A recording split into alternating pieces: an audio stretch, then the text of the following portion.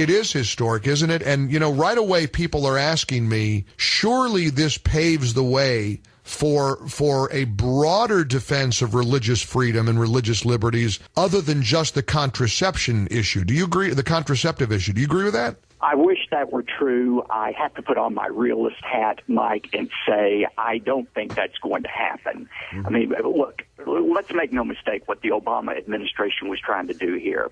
They were saying it's okay for you to be pro-life on the weekends in your church, home, or synagogue. But when you go to work on Monday morning, you have to give up your religious beliefs and become pro-abortion. And fortunately, the Supreme Court said, or at least in some situations, that is not true. I mean, the fact is, Mike, there is no such thing as a separation of faith and life. We talk about the separation of church and state. There's no such thing as a separation of faith and life. A person's religious beliefs extend to all of his life. And I believe that was a victory today. But let's face it, it was a 5-4 decision. And the fact is, it was not only profit corporations, but closely held corporations like the Green family. And, my own personal belief, and I put this in an op-ed that just got posted at foxnews.com, they could have made a broader ruling here.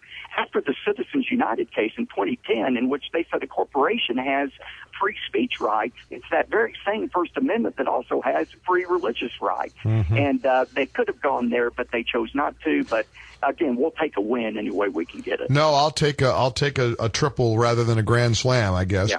But let's talk about Justice Roberts' role in this, because this is confusing to me. He was the guy who broke our hearts 2 years ago with ruling in favor of Obamacare, because many of us believe that it's such an intrusion, such a slap in the face of the Constitution, and yet here he is today ruling with the majority on this decision, right? Well, as a Christian, I believe in redemption. So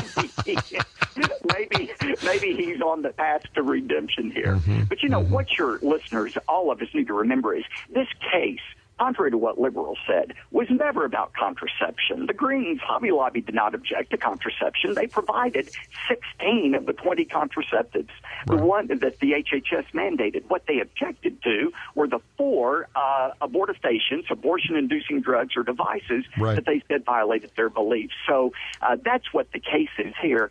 And, Mike, I've read the Constitution backwards and forwards. I do not find any right in the Constitution for people to receive free of charge any and every contraceptive device they want. But what is clearly spelled out in the First Amendment is the free exercise of religion. And there's no limitation placed on that. It doesn't say it individuals. In the 15th Amendment, it does spell out individuals when it comes to voting. But the free exercise of religion means free exercise by whoever's doing the exercising.